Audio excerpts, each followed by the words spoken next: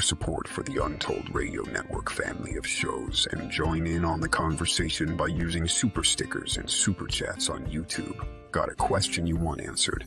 Ask it live via a super chat and get real-time responses from our show's knowledgeable hosts and guests.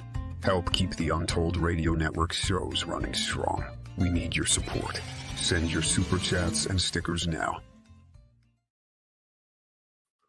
Well, hi there and welcome to Hey. episode 50. Yeah. This is a big one for us. It is. It's just 2 episodes from us doing Untold A whole Radio year. for a whole year, Yeah, which yeah, is extraordinary. it is. And I remember Doug saying, Jamie, don't you want to own a good new car? Well, I'll be getting enough to get a Hot Wheels or a Matchbox one. But that doesn't matter. It's all about our passion That's for right. this program, our passion for the network. We're surrounded by so many other Amazing astounding podcasts and Absolutely. amazing people. It's an Yeah. honor and a Yeah. privilege for us to be on Untold Radio. Mm-hmm. So, of course, my name's Jay Katz on this podcast, Aspasia. my beautiful wife, but our real names are Jamie and Aspasia. Well, mine is Leonardo. Aspasia. Yeah, Aspasia Leonardo. And Yeah. our stage name, my stage name is Jay Katz. Yes. Your stage name is? Miss Death. That says We- it all. It really does. It does. So we're in the midst of a massive festival down here in Sydney called Bondi Wood. And Bondi is one of the major beaches. It is. Now, where would Well, you? it's the iconic beach. Where is Everybody that knows Bondi. located in terms? In the eastern suburbs. Yes. Yeah. And it's beautiful, and it's had a pavilion there Yeah. for a long, long, Long time. time. And that pavilion has survived. It It has. looks like it was going to be lost. Yeah. And in that pavilion, right at this moment, we're Mm. in the midst of one of the most intensive film festivals we've ever been part of. Absolutely. So many- this festival is about the people living in Bondi having made films, and we've got it's an amazing suburb. Actually, it is almost like our version of Hollywood, per head of capita yes, to the with population. screenwriters and last night we did Stefan Elliott. Stefan Elliott, who did Yeah. Priscilla, Queen of the Desert, Yes, he did a film called Swinging Safari, which was about his upbringing, his growing up on the northern beaches. I'm not sure, but Yeah, my God, at it was in northern the beach beaches. families Yeah, gone yeah, wrong. absolutely. And it was Anyway, the 70s. And it's yeah, a so he grew very up in the funny 70s, film. and it's it's absolutely a hilarious film about the time of, people coming into wealth, people that had grown up in the sexual revolution and then becoming parents and trying to parent, with no skills or really bad skills, bad tools. And too anyway, much it's of their so own hilarious. self-indulgence, too much Yeah, money, too much around hedonism, them. blah, blah, blah. Yeah. Anyway, Anyway, that's just one inkling, but there is a large Indigenous element to our program as well. always. And that is really important. So we must remember that we are broadcasting on stolen land. That's and right. now it's more important than ever, Yeah. as there's a major referendum that is There is. really dividing the country. Yeah, it is. We don't know how in a billion years it can divide the country. Well, And all of us know, doing research into the anomalies, if we really want to search for the truth, we need to go back to Indigenous cultures. we need to native go to our cultures. First Nations people. Yeah. Because they're always up on They're so aware. the skinny on what's going on. So here in Australia, as the Gadigal people of the Eora Nation, we want to show our acknowledgement and respect to elders past, present and emerging always. Yep. And that will always be part of the legacy of Down South Anomalies on Untold Radio. Yeah. We may be joined by our cat. We've decided that Anton is not going to be a shut-in for this episode No. because he's a big part of our family. But he's a Siamese seal point and he's 18 and a half years Yeah. of age. Yeah. He's not well. And Yeah, that's he's all why right, but I he's, try and yeah. keep him close. Yeah. And he's a bit like me, always annoying. screaming and searching for Carrying attention. on, yeah. Yes, darling. So Anyway, what we've decided to do with this episode is literally do our second part of Meet the Host. Yeah, So for all those people tuning in Mm-hmm. for an interview with an anomalous researcher or looking That's not into a gonna happen topic, today. it's not going to happen. But you Not are going to today. see a lot more background about us cattail. and our odd careers. Who we are, Yeah. what And we're about. We came together 33 years ago as diversional therapists Yeah. in a nursing home for people that had basically been institutionalized most of their life. So this is usually most people see the side that we're going to show you today on is More Than Anton. Meets the Eye. What we do normally, we don't usually speak about our anomalous research into UFOs, ghosts, yowies, Bigfoots, all that. We kind of keep it a bit on the down low because a lot of people are just, when you tell them, they either, get a glazed look in their eyes, or their eyes roll into the back of their head, or they sort of like smirk at you, or, they look at you incredulously, or like you've escaped from somewhere, or they're just not interested, or very few sometimes. And even last night it happened, we were talking to a lady that had made a film, and we said to her, we need some Indigenous people, some Aboriginal people to speak to about yowies and stuff, that we want to interview them, but we want to go about it the right way. And, she went all quiet when Jamie spoke to her and said, we want to talk to them about yowies and stuff. And Which is our Bigfoot. And yes, and you kind of don't know whether she's, she was trying not to scoff, or she was disinterested, or she thought it was ridiculous, or you just couldn't read her. But after the talk that you had with her, she actually said to you, I've had a yowie experience. Yeah, you know what I mean? Like so a lot of people. So anyway, so this is a side that you guys don't see of us, but this is the side of who we are, maybe 75% of the time. Well, you know what the truth is, all of us, all our complex sides, all the time. Well, some of them have to keep. We're not in two-dimensional. No, we're not flat. We've got a lot of we in particular wear a lot of different hats. So sometimes when people say to us, "What do you do?" we have to stop and scratch our heads and go, "No, what do I tell them that we do first?" And where do we start? And none of them are really sort of like real kind of jobs. There, as you say, well, we're DJs, we lecture on music, films, all kinds of stuff. So we thought today we're just going to show you, because especially younger people who are in film schools and stuff and come to our screenings here, when they've got a television, a film project, they say, can you be the subject of our project? So there's been quite a few documentaries and bits and pieces done on us. So we thought we'd cobble them all together and show you who we are. And I guess, where we're going to start is for a trailer. It's fairly low res, but you can go to Vimeo and look at this, and we'll put a link I'll put there. The link up for the full documentary on the film called Love and Anarchy, The Wild Wild World of Jamie Leonardo, which was made in 2002. So that's 21 years old now. And that was made because primarily we met the director, Brendan Young. Yes. And Brendan's been the host of one of our early podcasts. That's right. He did the one on... Brendan and I did a documentary on conspiracies in tandem with the incredible Alex Poirez. Yep. That's right. Alex is which we've had on the show as well. Yeah. And Alex is the director of iRobot, Crow, Dark City, and The Gods of Egypt, and several other films. And he was so gracious to come on our cast. He was. Because that man can elicit millions of hits. And we reduced him to nothing. Literally hundreds. Now, for those people listening on audio, please, if you get a chance, go to our YouTube channel for Untold Radio, and you'll be able to view this. All of them. Because we are heavily visual in our cast. Yeah. And that's what it's all about. And I know it's really convenient. Yep. When you're out there jogging or doing your work around the house or whatever. Or driving, Yep, or at work trying to avoid work to actually just listen Who would be doing that? Audio. Well, I think most people should do that. Yeah, you need to keep your mental health astute. But before we start with anything else, and there's Anton screaming, that's all right. Let's keep going. To the walls. Yeah. Let's have a look for the promo for the documentary. So this is the 5-minute trailer for the documentary Love and Anarchy. Okay.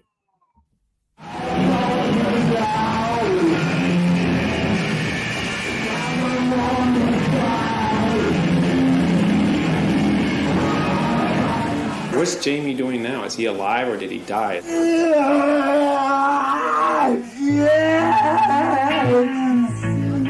It was confounding. I mean, it's completely confounding and not at all what I expected. I expected to see maybe some kind of assault of noise troop or something that was just going to be very heavy, but it was something else entirely.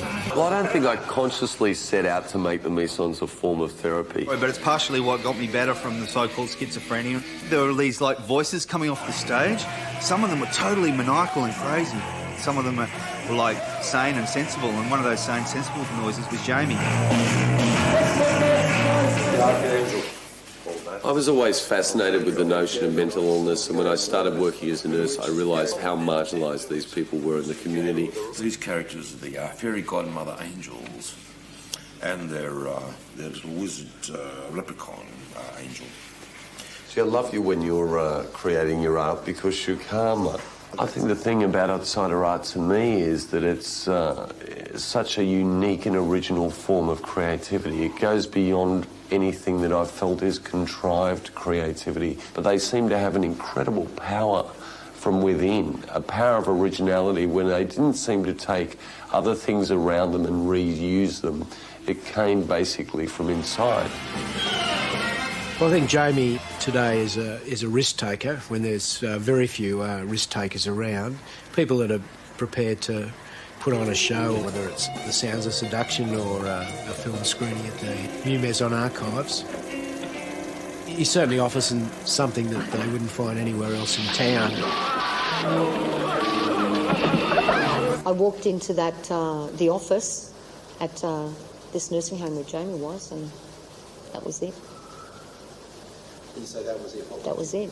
That was like, he's mine. When I saw Asper, I thought if there's anyone out there in this world that can now handle all the mad people I know, in the 80s we're all sleeping at the end of my bed, and when I did gigs, you know, they were there 3 and 4 weeks before the gig occurred and weeks afterwards. I thought, well, Asper's going to be the person that can cope with that. 3 days later, I sorted it out. I sorted it out. Your husband came and sorted me out a bit physically, but that's life. In a way, I was completely in my element, what I've been looking for ages, and that to me is like targeting what I envisage to be the neediest group of individuals in the community, people basically with nothing, no roof over their head, no shelter, no food in their stomach, and getting to them through my own means. Good morning, gentlemen. It was a shock to find that people could actually die from neglect on the streets of Sydney. All right, gentlemen. Gee, they're running you into the ground at that office, aren't they? Until in the end, when we finally got a Saturday night, bang, it worked. And that was The Sounds of Seduction.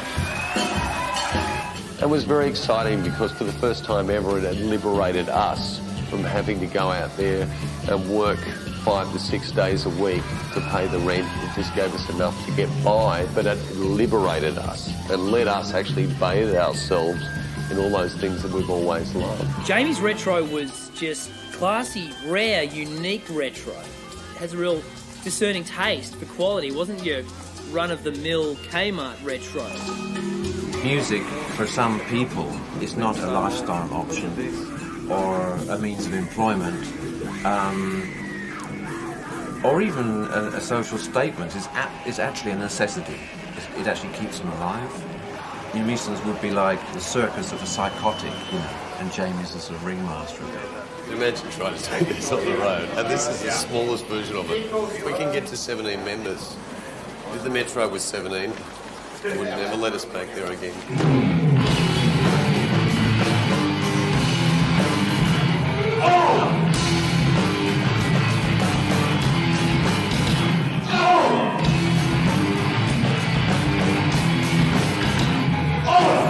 Mike Patton recognised us as an entity on our own and gave us that respect and acknowledgement. We're astounded it actually happened from an overseas artist when it's never really happened in this country from people around us. That's rock and roll, Bill. We can't really predict what the future will be. We just know that we're going to be all right because what we've chosen to do is in our hearts.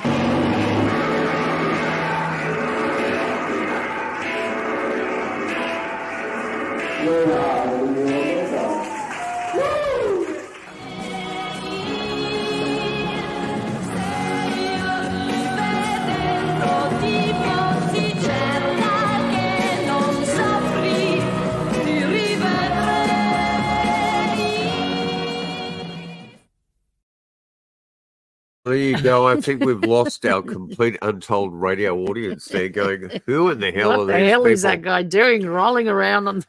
Malcolm, I Anyway. hope you're well. We're getting to you. We've just been so caught up. We have got so much work and we're making so little actually from it, but it's all great work fun. for the soul. Yeah, absolutely. Look, that would explain to you there that we came at this work radically through our therapy work. Yeah. And I was finding lots of mentally ill musicians that weren't allowed to turn their Casio on in their hostel or their nursing home because they were playing discordant sounds. Exactly. And I thought this is the early 80s and everyone's trying to be Cool. hardcore and weird. Yeah. And I was an experimental musician prior to that, having to work with some revolutionary noise bands in Sydney, one of them SPK, the Systems Programming Corporation. That was a good time too to say, if you have children, it's probably best to take them out of the room for the next segments. We do get a bit wild in some of the stuff. Relax. I'm sure that the stuff that they're seeing on the internet now is nothing compared,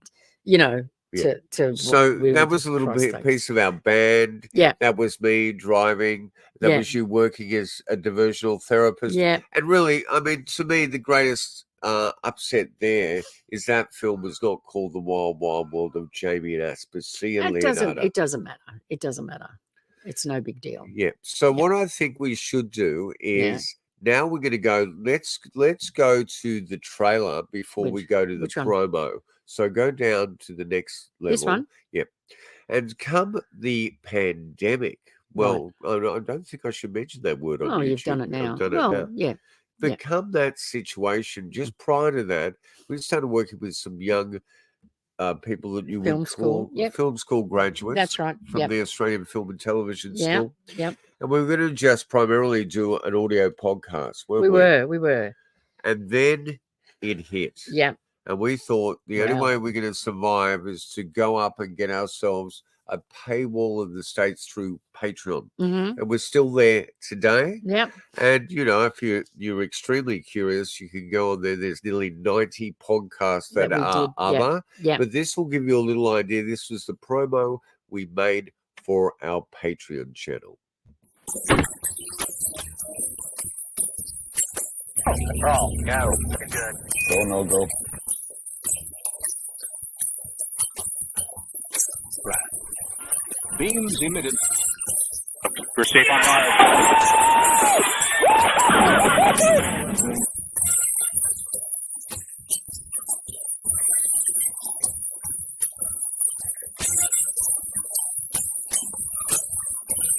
It shows that there were more than dozens, perhaps into the hundreds. And at first there was just...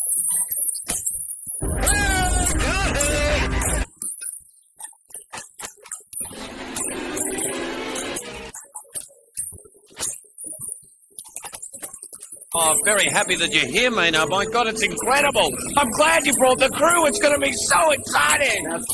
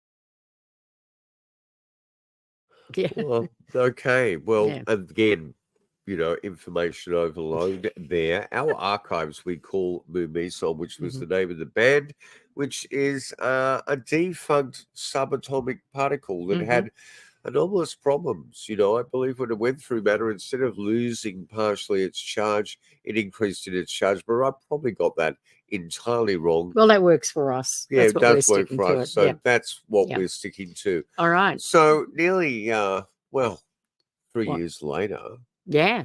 we did end up doing Well, quite it's more a than bit 3 years later now. Yeah, we did quite a few podcasts, and we affected cultural. We actually lifted a lot of people's spirits. We are no longer doing our weekly dance parties. We're no No. longer doing our weekly screenings. No. But there is so much material up on that That's right, side, yeah. including the entire Untold back catalogue as well. Absolutely. So let's have a look at what we did achieve, just a little couple-minute trailer. And you're on Naked World. Naked World. You are on Naked World. Steph, how are you? Good. You're knitting. Richard Kuipers. Frankie Louise. Krista Hughes. Dick Dale. Penelope Courtney. Mr. Tony Bonner. Good morning. Look at commercial radio. It's always Banksy, Doobsy, Poopsy. It's always people with an SY. William Graffay, David Fussell, Toby Zotes. Remember the Surrey Hills massacre happened there with 5 people shot dead. Well, the one and only Brendan Young. Kathy Dirksma. We as a species are so adaptive. Yeah, but it was the 70s. Orgies were just part of the deal. Holly Payne. Oh my God! Thank you, Jay. Thank you, Miss Jess. The amazing thing is this is global. And I hope things calm down over there in the US. It's the society, the spectacle right now, for sure. And such a profound human being. Thank you for being in our company today. Such a profound human being. Wasn't it amazing to talk to V. Vale there from research? Yeah, that was a research, dream yeah. of mine. I don't know if people know out of San Francisco, originally it was a fanzine, like a tabloid called Search It was and a paper, Destroy. wasn't it? Yeah, newspaper. And then it became the greatest volumes of literature you could ever I imagine. actually blame modern primitives Yep. for that whole tattoo tattooing burst. and piercing culture that came out, Yeah. because it showed, cultures and how they were doing body art and why they were doing body art. And then, of course, the West jumps in on everything without any context and starts, drawing all over themselves with permanent markers and have no reason to, except that, they like, a dolphin or a butterfly or something, or write their children's names on there, or, because you're going to forget them, or their birthdays, or they write on their foot, family is everything. It's like, oh, for Christ's sakes, give me a break. But Live it, don't But say it, research had an astounding volume excuse me. called Modern Primitives. Yeah, yeah. Really early in the piece, before 89, that I whole think, tattoo 89. culture Yeah, yeah, exploded. yeah. They also did a separate volume on the incredible British science fiction writer J.G. Ballard. Yeah, well, they did the incredibly strange music whole thing on There were volume. 2 volumes of that. They did incredibly yep. strange films, which Films, I gave you. which you gave me as a wedding present. Thank you. Yeah. That was not our wedding. No, that was the renewing of my vows to my which went ex-husband. But right anyway, down we the won't go gurgler into that. completely. Yeah. But they did the Industrial Culture Handbook. Yes, they did. Which was all about the interest that I had initially as a teenage in industrial music. And that's because my father was a shortwave ham radio operator, and I grew up with so much pink and white noise. Yeah. It was literally music to me. Now, we've had lots of students through our archives over the year, have. but few as profound as the beautiful Sarah Pinto. Sarah Pinto. She's amazing. yes. Yeah. I She can went never to pronounce anything properly. was she at the Sydney Film School? I think I'm she was not at the sure. Sydney Film School. But anyway. Anyway, she was enamored and always She used has to come been. every Tuesday She's still to a our great screenings. supporter. Yeah, absolutely. With her friend Poppy, and they used to come every Tuesday. And she wanted to, she had to do a film school project and a short film, and she decided that we were going to be the talent, Whatever word you come up with, it whatever. doesn't matter. Anyway, so she came round and she filmed some of our stuff and us talking, and this is, her film. This is which I her think, film, True Cult. True and Cult. with thanks, Sarah, for giving us the opportunity to screen this to you. and for Untold. making it on us, Yeah, it's a which great is an film. amazing piece of ephemera to look back on and go. It's "Ooh, only look at-" short. It's Yeah. less than 10 minutes. So let's Love have it. a look at Let's our go. film archiving. Film will never be a dead format. 16mm, you can actually, just by looking at it, you understand the principle of films. You shine an intense light through it. The image is projected up onto the screen. You realise that what you're looking at is a series of literally tens of thousands of photographs. It's a sanctimonious space. I mean, next to being in a church, it is really the only time people are truly going to focus on your art. But when you lower the lights down, you click that projector on, you've got them. It's go time.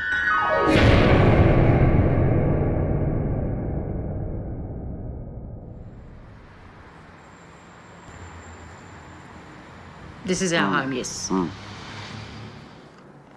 The screenings, actually, we started doing at Chippendale when we were living in Chippendale in sort of like the mid-90s. So what we did there is, like, on a Sunday night, anybody off the street could just come into our lounge room.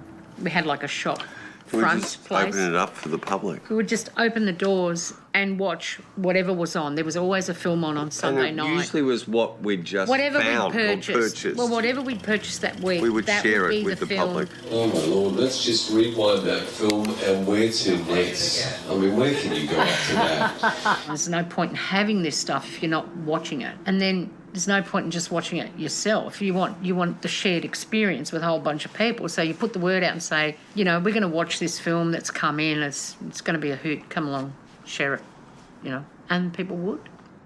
To us, it's not just projecting that film, but it's also that social experience. It's totally the social experience. So it's almost like a communing with people, you know, and then sitting back and discussing it, having a laugh over something. And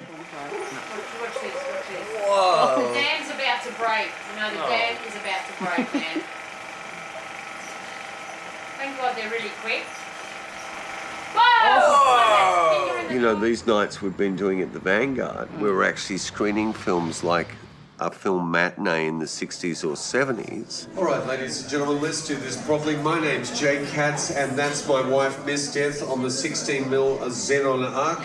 The last Tuesday of every month here in the beautiful Vanguard, we present 16mm cult cinema, the way cinema should be seen on film itself. Half the audience is unaware of what film looks like running through a projector. This way we've got the projector making sound behind them. I don't think I've actually seen any other film like this. As far as I'm concerned, it's true cult. By the end of it, you won't know who you are, where you are, and what the hell you're doing watching it. A film was made to be seen on the big screen, and you're not actually seeing the film the way it's meant to be, you know, in its proper environment. So watching it on a phone is just like, that's blasphemy to me. I mean, truly. I'll tell you a great example for both of us is actually the live television feed of the 1969 moon landing. Now, both of us had experiences where we're sitting like in the assembly hall with maybe 500-600 other youngsters trying to watch a 23-inch black and white TV set on a stage. So, I mean, we might as well have been just looking up to the sky in terms of our focus on that. And I remember it wasn't until a year later that the film Footprints on the Footsteps on the Moon came out, and I went and saw it in the cinema, that I actually felt I'd witnessed the moon landing. Now, all these years later, I'm not sure I actually witnessed that, or whether that was a trick of light and shadow of filmmaking, you know. But anyway. Don't go there.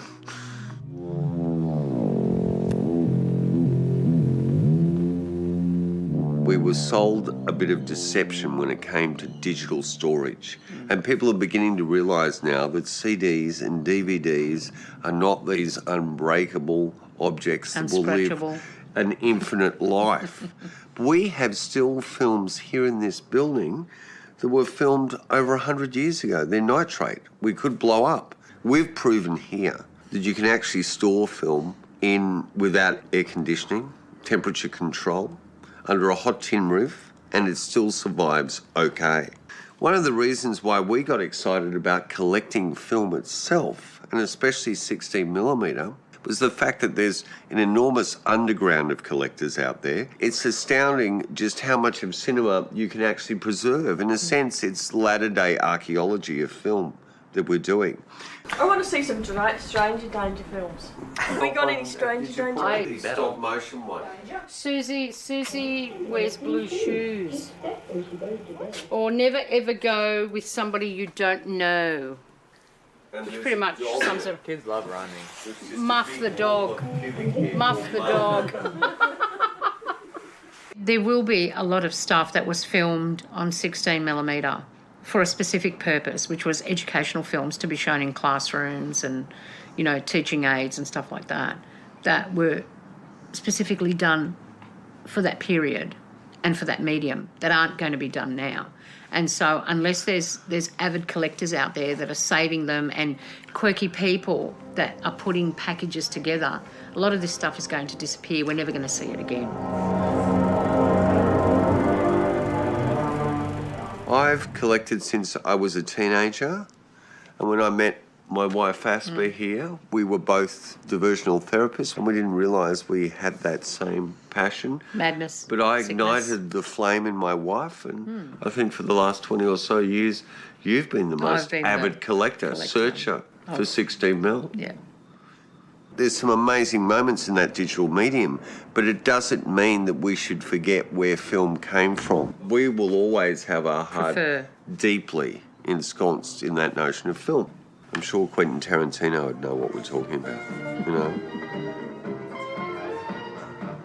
As I said, we're going to do it in 2 sections. There's 2 reels, so we will have a break in the middle. Don't forget those people in the middle. The lamp is coming right over the top of you. No back projection with film. So if you do get up, bend at the knees and stay low to avoid becoming part of this film. Once you see this film, you'll realise you don't want to be part of it. Just the various laws of our land and the many interpretation of the laws. Okay, let's do it, Ms. Deb.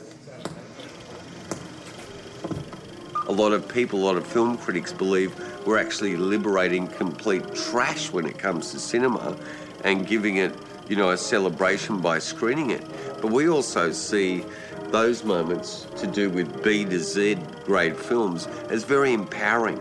They demystify the whole notion of the cinema and the viewer, and they also make you realise that this medium of film, which is probably the most expensive canvas for any artist to paint on, is actually something that if you put your heart to, no matter where your finances lie or your funding, you can achieve under the worst circumstances and still come up with a result that's entertaining and inspiring or whatever. That connects with someone. Yes. I mean, it mightn't connect with a whole bunch of people, but every film has, you know, has got some audience out there for it.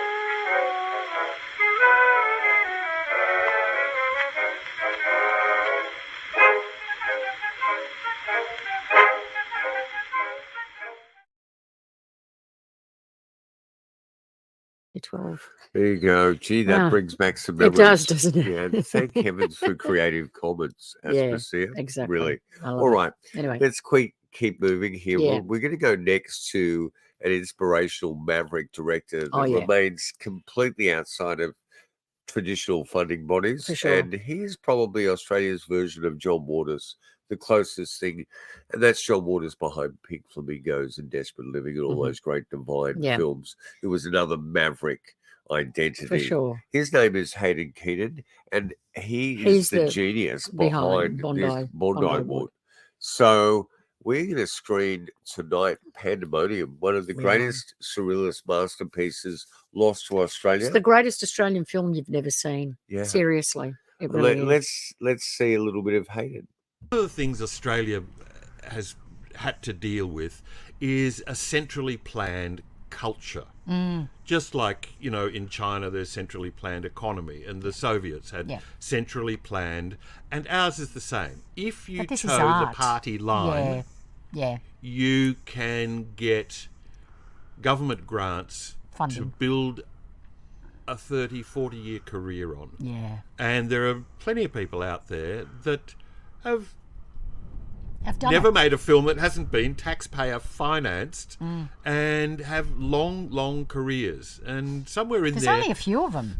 Yeah, I think it's quite good to actually have to go out and make your case with ordinary people, investors, rather than cultural stuff. Because I think one of the things they do is, because they're bureaucrats... Yeah, they are bureaucrats. They're risk averse. Yeah.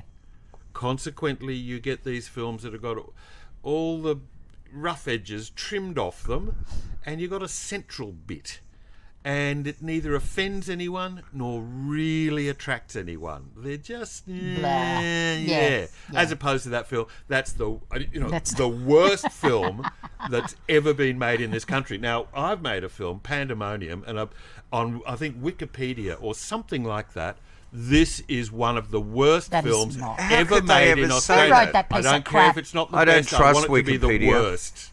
I love 21st this film. century, marvellous people. I think they love should be out Pandemonium. on bail by now, but they're great. They were great guys. But you do see these things where these films come out and they neither attract anyone nor repel anyone.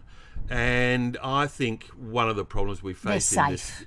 They're safe. We've got a big middle-class mob that go into another middle-class lot of bureaucrats and convince each other that, the punters are going to love my two-person talking head lesbian comedy, and when no one turns up, we blame the audience. Of course, for yes. failing to recognise my subtle and nuanced humour. So, genius, and you look at something like Mad Max had no government money. No. It was thoroughly denounced by those cultural icons like Adams, etc., Philip Adams. The same with Crocodile Dundee. No government money, was thoroughly denounced by the Cognoscetti.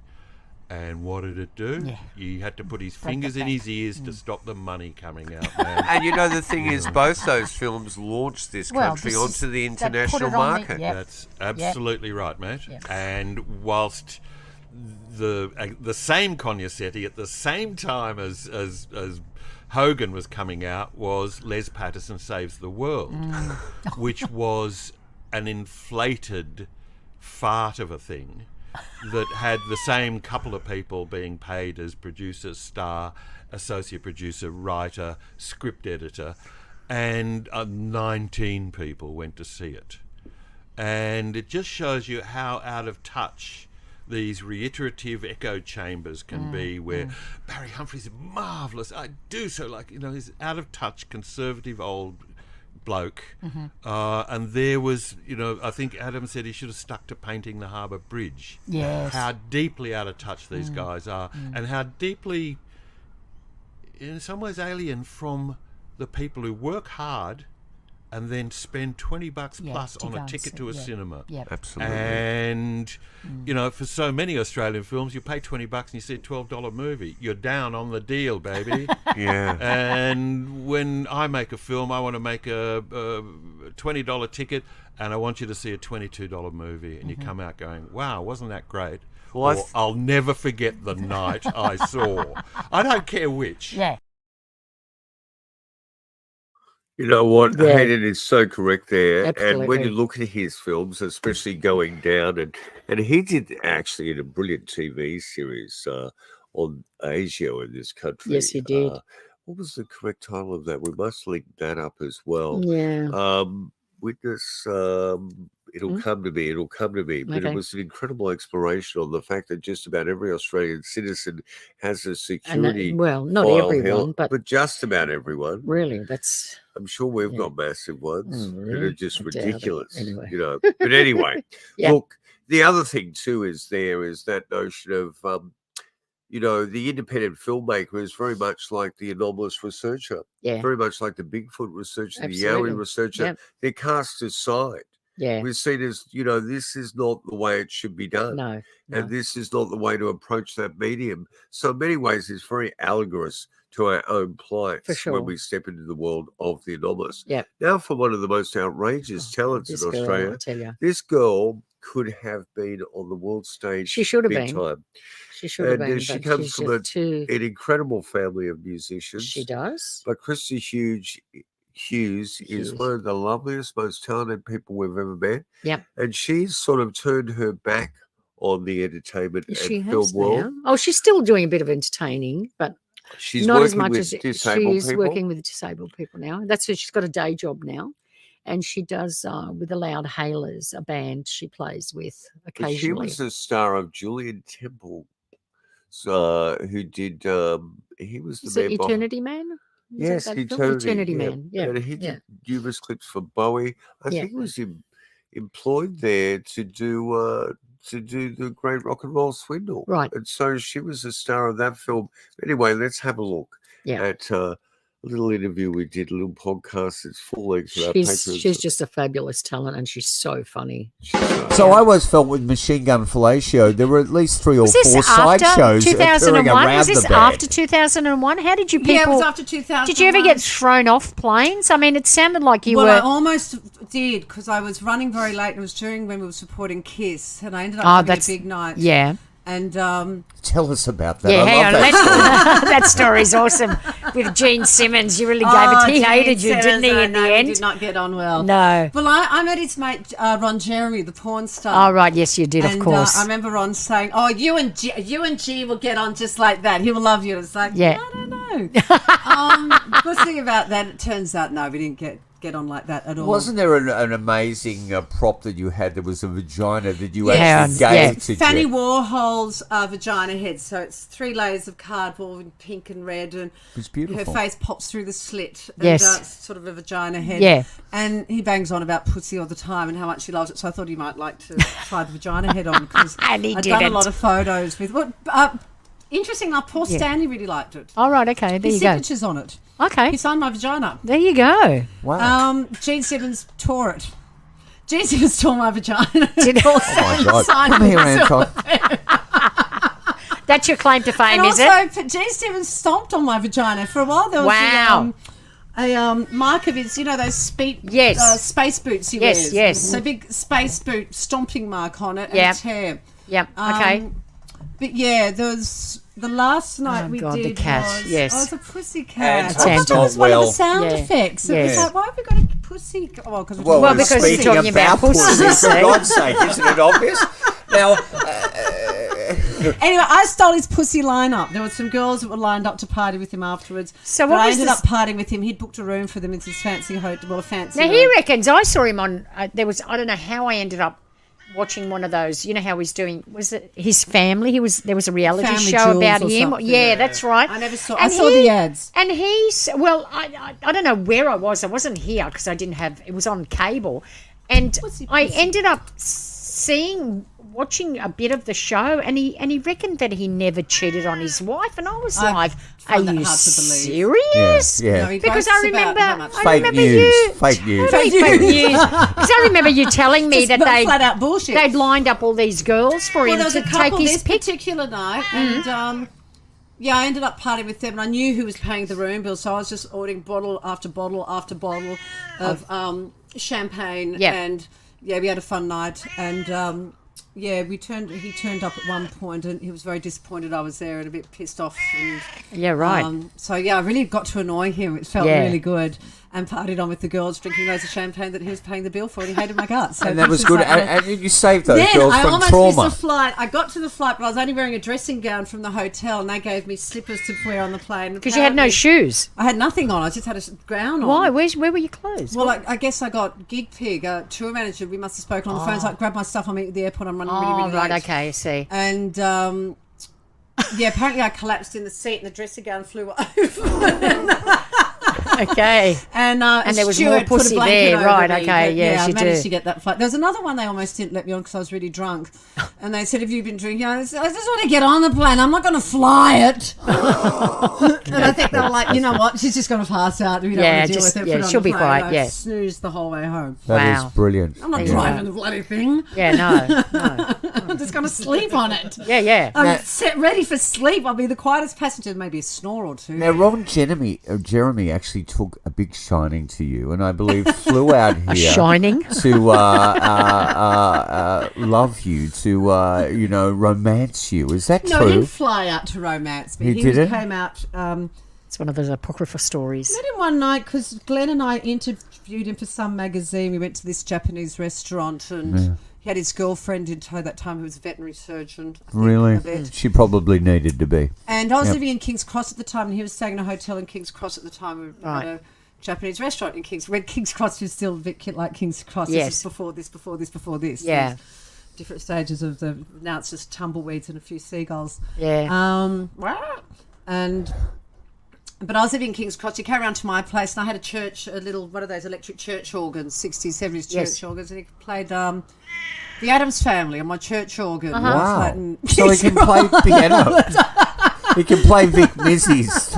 With his penis. With his penis. All right, okay.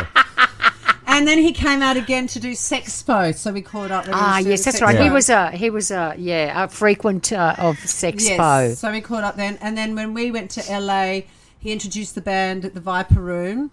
And then he wanted to take me out one night because we were only in LA for a few days. And it's like, so what do you feel like doing? It's like, I don't know. What's a good LA thing to do? Because I didn't really do LA research. I love New York. I've been to New York. Yeah. I thought I'd hate LA. I'd be a bore. It was huge.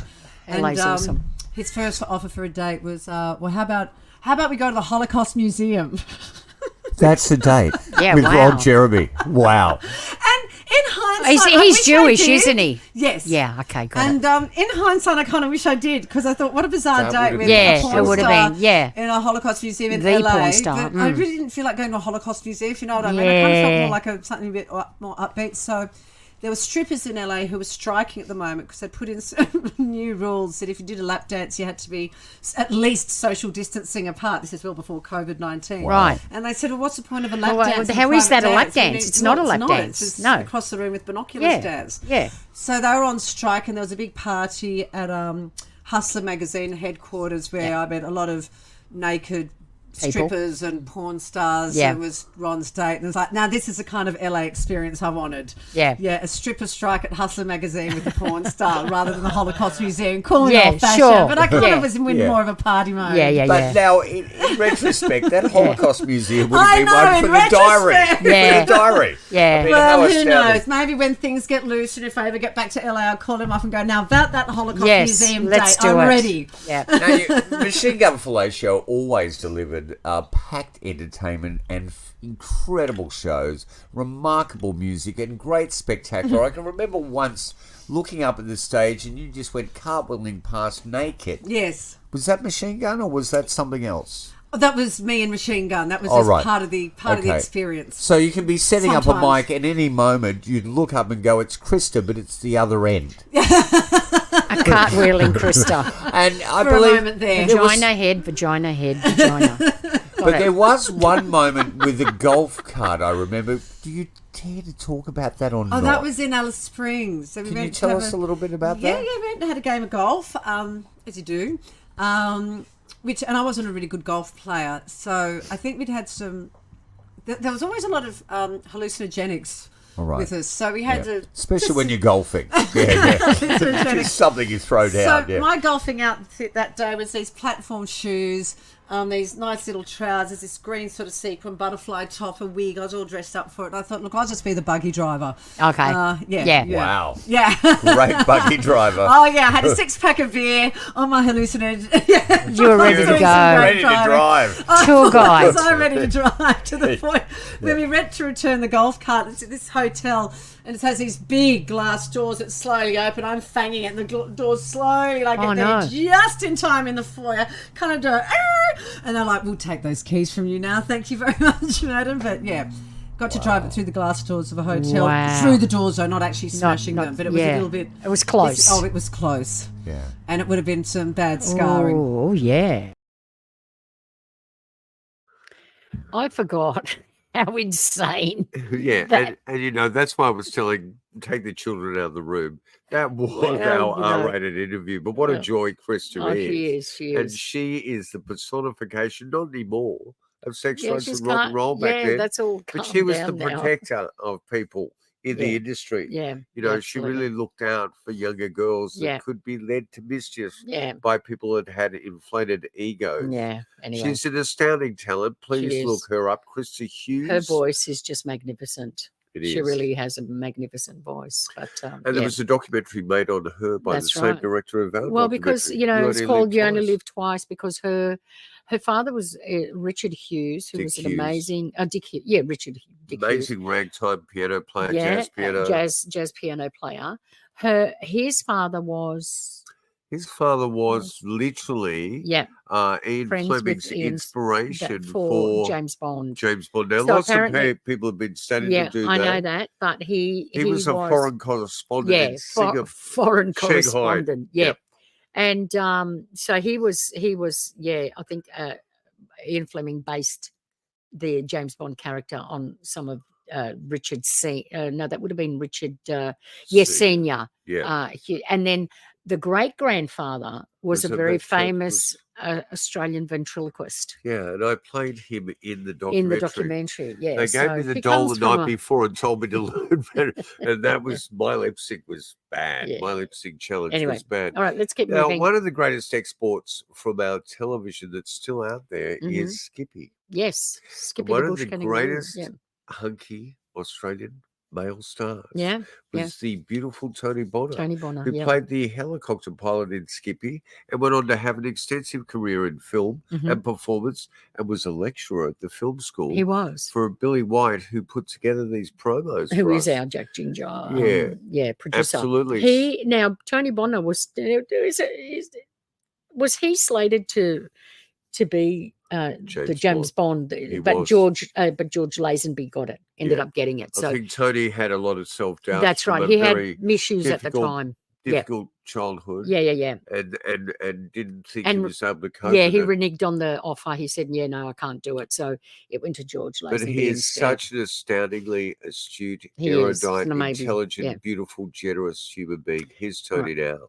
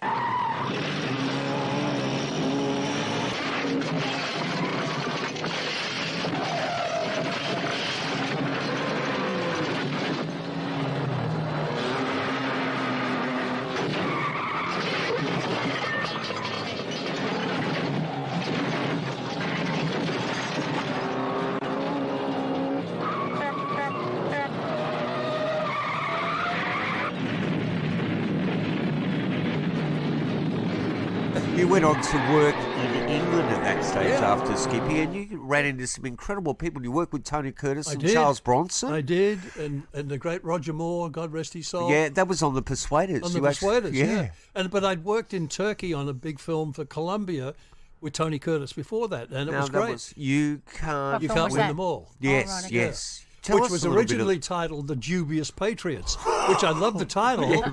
Magnificent, poetic. That's great. But Columbia, when we shot the film, thought, will the American public understand what the word dubious? They'll take offence at it, I'm sure of it. So they've changed it to You Can't Win Them All, which is fine, and it worked for the film. We had the Turkish cavalry as extras, which was outstanding to see them riding. We were all on horseback.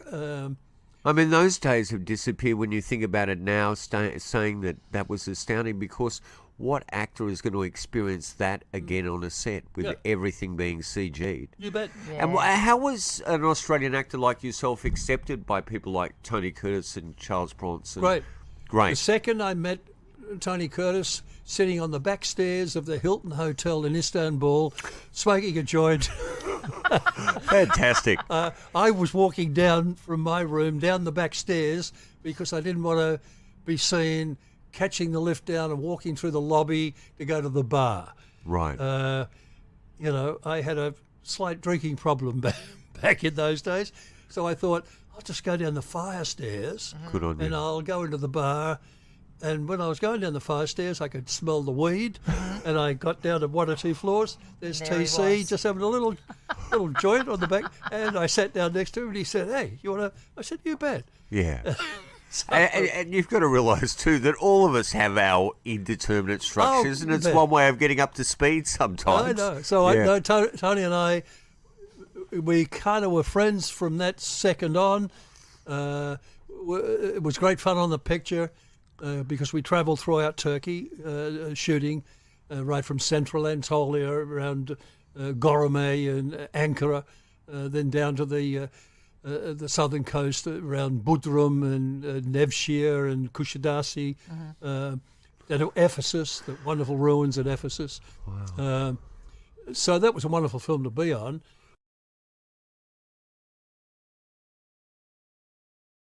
Can I just say before we go anything about Tony Bonner that I was going to say that Krista, that was not a bottle of wine or booze or anything. water. It was actually water. So And- she and was we- swigging water the whole And there's time. no endorsing of any sort of drug use here. It's primarily listening to these people's stories of their That's right. lives. That's right. So, And, yeah. we are so open to the humorous side of all that stuff. And I'll tell you what, bless you, Tony Bonner. Mm. He is one of the sweetest, He's lovely. most humble, Yeah. gorgeous people. And I hope he lives well and truly. He was already into 80. infinity. He was in his 80s. He drove up on his Harley Davidson here. Yeah, it was amazing. And it's an extraordinary thing for those people of Yeah. that age and those careers to be so generous. Absolutely. And that's what we're actually going And through mentoring with younger Bondi Wood people, is at the moment we have like so many directors, I know. actors, Yeah. producers yeah. who are working non-stop and they've given of their time for free Absolutely. to bring community together. And All I right. think that's what Doug's Untold Radio really is in many ways too, isn't it? For sure. It's about analogous communities to of that. people working together to All right. push out their Here's a vision. little piece. We've only got a few things to go. Here's a Yeah. little piece about the Viva La Vinyl we did. So yeah, DJing is one of our huge Artistic passions outlets and what we do a lot of. And so we were doing and we lost so much of that I know. when things changed. Yeah.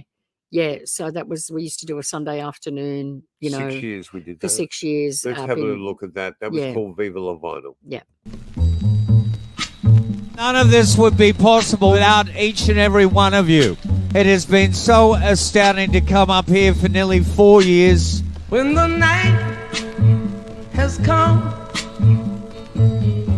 and the land is dark and the moon is the only light we'll see. So darling, darling, stand by me. Oh, stand by me. Oh, stand by me.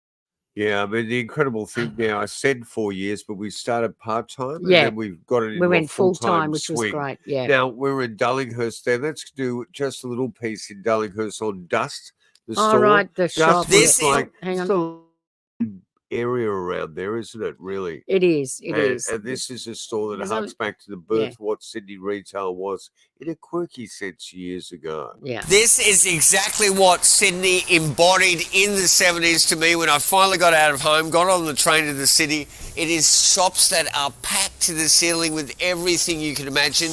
This is dust, and dust is still a remnant. Come on, let's look in this window. This man does the most brilliant window designs. Look at that, running for the Fabergé egg. Unbelievable. Let's check out Stefan and look at this shop. I've found some great things in here. I've found some brilliant lost vinyl. Stefan, how are you? You look like you're ready to do a Morricone Western. Yeah. Very handsome, very brilliant. How long has dust existed, Stefan? 20 years. Check this window out. Come and look at this. Beautiful stuff. There is just no shops like this left anymore. And you're a pioneer in keeping a business that still keeps a glow in people's hearts in terms of its obscurity. It's just incredible.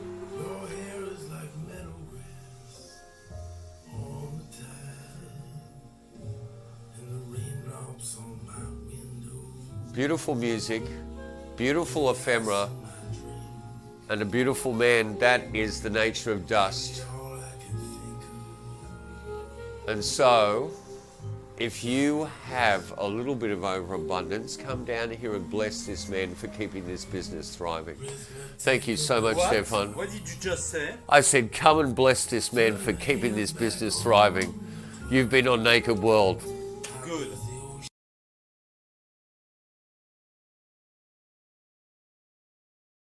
Yeah, we have a lot of and it's still there because that was filmed during the lockdown and or coming out of it. And Stefan is still there. I see him every Wednesday because that's where I go around and do my sweet man, but he's a classic. He's very French. He's very French. Very French. Yeah. Let's have a little peek at Radio Free Alice in the same area. Okay, so this is round the corner from Dust. And this is a close friend of ours that really keeps the whole material media side in terms of literature, vinyl, and films alive. Radio Free Alice, one of the most quirky, fascinating record, DVD, and hard literature stores. This man DJ with me at Viva La Vinyl. He's also an exceptional artist, a brilliant photographer. He does great collage work, and there's a permanent customer. This gentleman is in this seat 24/7, even when the business is locked up. Andrew does security.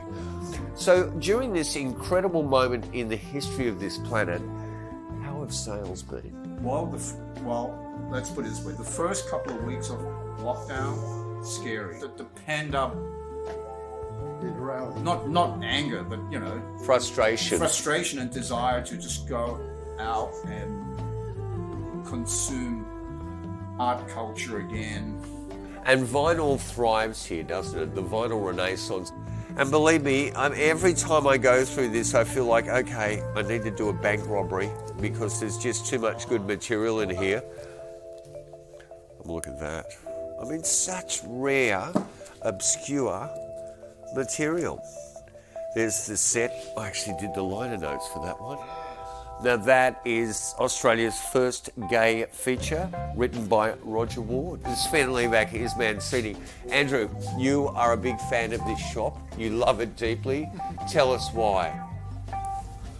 You can get what you need. Yeah. You can't get what you want, but you can get what you need. Well, it's more important than you get what you need. I mean, our desires, we should be whipped for it in the Western world. We're paying the price for it right now. You just mentioned 70s porn collection, but if you look over there... Oh my God, you are there. You've already gone there. Nine Lives. Abel Ferraro's first film. Oh, really? Yeah. Now, what is the title of that? 9 Lives of a Wet Pussy. I don't think I've even heard of that title before. That is fabulous. And this is getting a little up there, isn't it? This shop harks back to everything that was good in terms of grassroots homegrown business in this city in the 70s and 80s. It disappeared, but if it wasn't for this astounding gentleman, that we just wouldn't have moments like this in the city. And it's not just a shop, it's like a drop-in area. You can really come in here and get some psychological readjustment. So ladies and gentlemen, get down to Radio Free Alice and wake up. This is one of the only places that it's worthy of emptying your wallet into big time.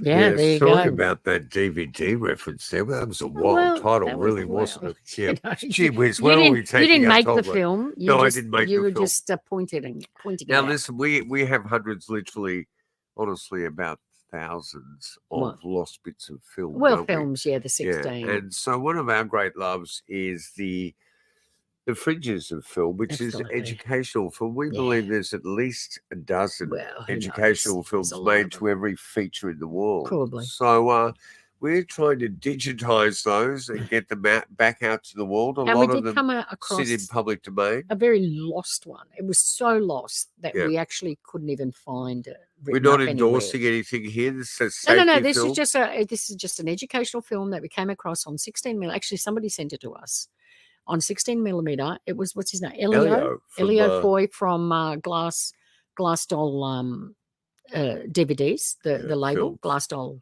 Films, and he sent it to us and said, "Look, I've just found this. I can't find any information on it anywhere." You've lost the sight of your glasses there, haven't you? Have I? Oh, yeah, I have. You have. All right, there you go. You're radiating a little bit of Dana here today. You should probably have a heart I'm attack out if of I said control that. tonight. You Anyway, should I'm have not even done. wearing my usual black today, so I love that Bigfoot influencer show. Anyway, so this is it's only 36 seconds, so it's a jump trailer. It's an educational film on the problems of doing drugs. Yeah, we actually digitized it. it. Well, Yeah. Billy White did for us. Billy digitized this, so we've saved it. And this and everything else that you've seen, especially the interviews with people, and we've got some fascinating, absolutely hilarious and interesting people on our podcast, The Naked World, which we will get back to doing, because there's still so many people in Sydney that we know that we need to document their lives and shine a light on them, because they are fascinating and they're all grassroots entertainers. Absolutely, but they're on the grassroots level, you know what I mean, and they really affect their communities in a very positive way. They're very inspirational. Absolutely. People. So if you want to see any more of those, because there are 90 episodes of Naked World podcasts that we did. Just go to that Patreon site. I'll put up a link to it if you want to. It is behind a paywall, so you'll have to pay for it, but it's worthwhile. I think it is. Absolutely. So here's a little bit of the digitized jump educational film.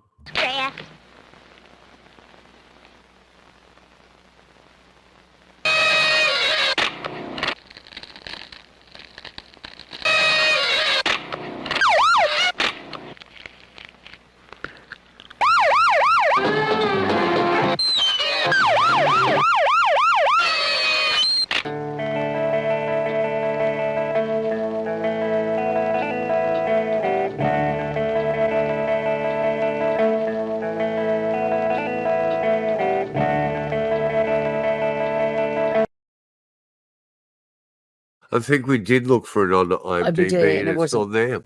It's not. Yeah, it's written up nowhere. So many films have disappeared. That is one of our passions. Yeah, anyway, it certainly of finding things like that have lost and just Well, we've bringing them ended up back. with so much great anomalous footage. We actually found an incredible piece for the British Paranormal Society. Was it the Paranormal? No, I think it's called the Cyclical Society or something over there. It was Gave a it back to them. ghost thing, which was amazing. Anyway, and yeah, we've got, of course we had some 16mm in search ofs, which are our prize, and we've got the Bigfoot one, the Search of Bigfoot. the Paddy Patterson Gimlin Well, it's the episode with Paddy on it. So that was, my God, that was really, when we got that lot of in search ofs and that was in there, we were just like over the moon about it. So that was, So that's who we are, apart from Down South Anomalies. This is the other stuff that we do. during the rest of the time when we're. It's all of us are complicated, multifaceted Absolutely. people. And I hope you've been able to survive this and we're entertained by it. Yeah. Well, I mean, if not, well, we're sorry. Yeah, we might have scared you. Yeah, no. We're in awe of the network, Doug and Alex and every single other amazing person doing podcasts up there. We're very proud to be part of this network. And look, Halloween is just literally... Well, it's at the end of the month, so today's what's the date? The 7th. The 7th. So the 31st of October. Let's do a little peek because let's do a little preamble for Halloween. This is a little episode we shot in our archives. It's only a couple of minutes. Which one? It's got a Halloween feel. The one just below, not above. Below. Okay. Thank you. Okay. Which one's that? You'll find out. Okay. All right. Let's go. Good luck.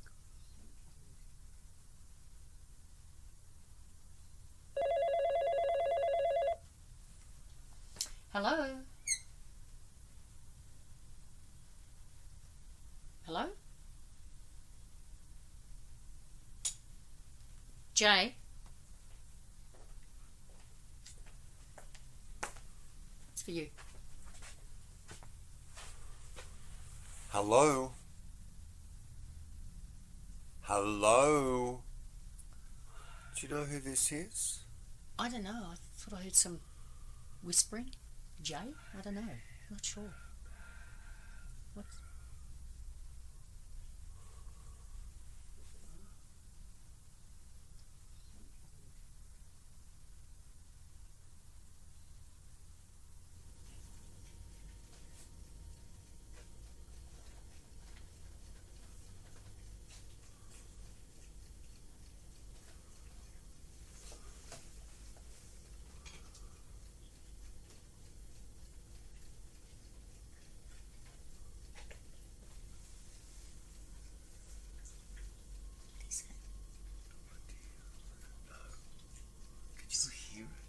Something. Is it in the bathroom? It's in the bathroom.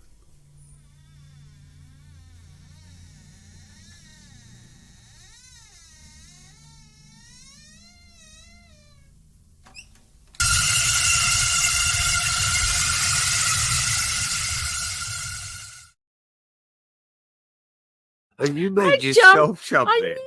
I know what's coming in there. I jump every time at that. Isn't that incredible? That was Billy, who was our producer who does all those things. He's just brilliant. Astounding. Anyway. Yeah. All right. All right. Okay, let's play the membership promo for the Untold Radio Network. My name's Jane Katz, my beautiful wife, Lucia. Yeah, we'll go into this and then we're gone. Yeah, but this is episode 50. We will come back to the world of astounding interviews next episode in 51. Thank you for your patience with us. Bless you all, the subscribers, listeners, and viewers. We much appreciate it. Yeah, we really do. Take care and have a great week. And all the the Untold Radio family that we're part of. It's an astounding family. Okay. All right, that's enough of that See crap. you next week. Bye. Using the words of Doug there. That's enough of that crap. Let's move on. Hey, Untold Radio Network fans. Want exclusive perks and to support our channel?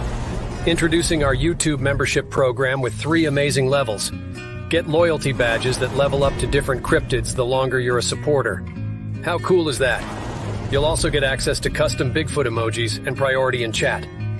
Upgrade to Backstage Pass for exclusive wallpapers, photos, status updates, discounted books, and merchandise. Go all in with the producer level for everything mentioned plus member shoutouts. Ready for an enhanced experience? Join now, pick your membership level, and let's make this journey even more exciting together.